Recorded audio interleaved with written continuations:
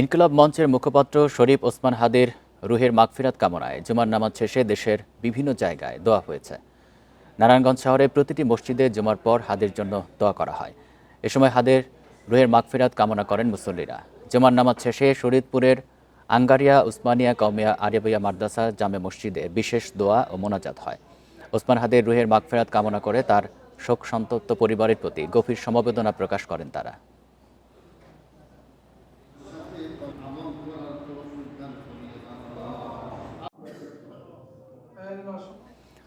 শহীদ ওসমান হাদিকে বহনকারী বিমানটি সন্ধ্যা ৬টা নাগাদ হজরত শাহজালাল আন্তর্জাতিক বিমানবন্দরে অবতরণের কথা রয়েছে।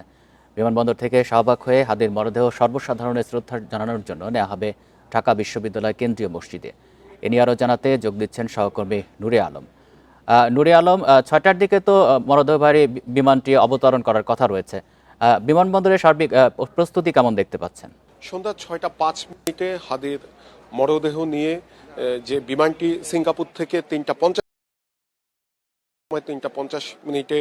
উড্ডয়ন করেছে সেটি অবতরণ করবে। এরপরে এই বিমানবন্দরের ৮ নম্বর গেট দিয়ে এই মরদেহ নিয়ে যাওয়া হবে ঢাকা বিশ্ববিদ্যালয়ের কেন্দ্রীয় মসজিদে এবং সেখানে জনসাধারণের জন্য উন্মুক্ত রাখা হবে।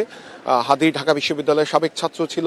তার যে গণতন্ত্রের জন্য যে আন্দোলন, সেই আন্দোলনের সূত্র ছিল ঢাকা বিশ্ববিদ্যালয় ক্যাম্পাস। সেই ক্যাম্পাসেই তাকে প্রথম নিয়ে যাওয়া হবে বলে আমাদেরকে ইনকিলাব মঞ্চের নেতাকর্মীরা জানিয়েছেন। এরই মধ্যে ইনকিলাব মঞ্চের যে ফেসবুক পেজে রয়েছে সেখানে আরও একটি বিষয় সতর্ক করেছে যে তাদের যে ভেরিফাইড পেজ আছে এবং তাদের নেতাকর্মীরা যে কর্মসূচি ঘোষণা দিবে সেটিতেই যাতে সাধারণ মানুষ চোখ রাখে, অন্য কারো কথায় যাতে কোনো ধরনের কান না দেয়, এমনটি ইনকিলাব মঞ্চের পক্ষ থেকে বলা হয়েছে। এর আগে আমরা গত শুক্রবার জুমার নামাজের পরে শরীফ ওসমান হাদির উপরে গুলি চালানো হয়। তারপরেই তাকে মুমূর্ষু অবস্থায় ঢাকা মেডিকেল কলেজ হাসপাতালে চিকিৎসাধীন অবস্থায় ভর্তি করা হয়। এরপরে তার অবস্থা আরও মুমূর্ষু হলে তাকে সেখান হাসপাতালে নিয়ে যাওয়া হয়। সবশেষ 15 ডিসেম্বর তাকে উন্নত চিকিৎসার জন্য সিঙ্গাপুরের জেনারেল হাসপাতালে নিয়ে যাওয়া হয়। পরবর্তীতে গতকালই তার অবস্থা বেশি সংকটপূর্ণ হয়। তার যেই মস্তিষ্কতে একটি অস্ত্রোপচার করা হয়। এরপরে গতকাল 9টা 50 মিনিটে ইনকিলাব মঞ্চের পক্ষ থেকে ঘোষণা করা হয় যে হাদি আর নেই। আমরা দেখেছি এরপরে সারা দেশের মানুষ বিক্ষোভে ফেটে পড়ে। তার আগে আমি যদি একটু এই এয়ারপোর্টের নিরাপত্তা ব্যবস্থা নিয়ে বলি,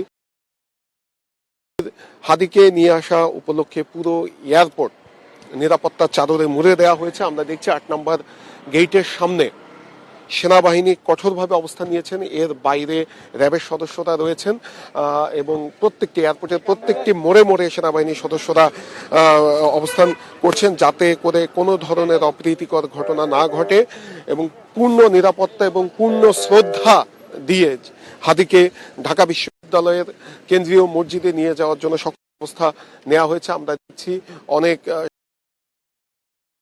তারা প্রতি শ্রদ্ধা জানানোর জন্য। আসলে হাদি গুলিবিদ্ধ হওয়ার পরে দেখা গিয়েছে যে দলমত নির্বিশেষে হাদির জনপ্রিয়তা কোন পর্যায়ে। সাধারণ মানুষ বলছে হাদি ভারতীয় আধিপত্যবাদের বিরুদ্ধে একটি নাম। তিনি গণতন্ত্রের জন্য সংগ্রাম করেছেন, ভারতীয় আধিপত্যবাদের বিরুদ্ধে তিনি সংগ্রাম করেছেন এবং এই সংগ্রাম করার কারণে জুলাই গণ অভ্যুত্থানে তিনি সম্মুখ সারির যোদ্ধা ছিলেন এবং এই হাদিদের নেতৃত্বেই স্বৈরাচার শেখ হাসিনা দেশ। আমরা দেখি যে এর পরেও এই 5 আগস্ট পরবর্তী বাংলাদেশে, গণ অভ্যুত্থান পরবর্তী বাংলাদেশে সেই হাদিকেই জীবন দিতে হলো এই গণতন্ত্রের জন্য সংগ্রাম করতে।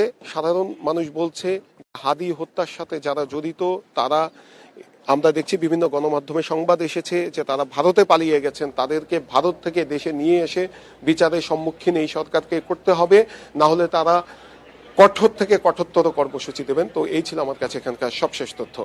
শাহজালাল বিমানবন্দর থেকে জানাচ্ছেন সহকর্মী নূরে আলম।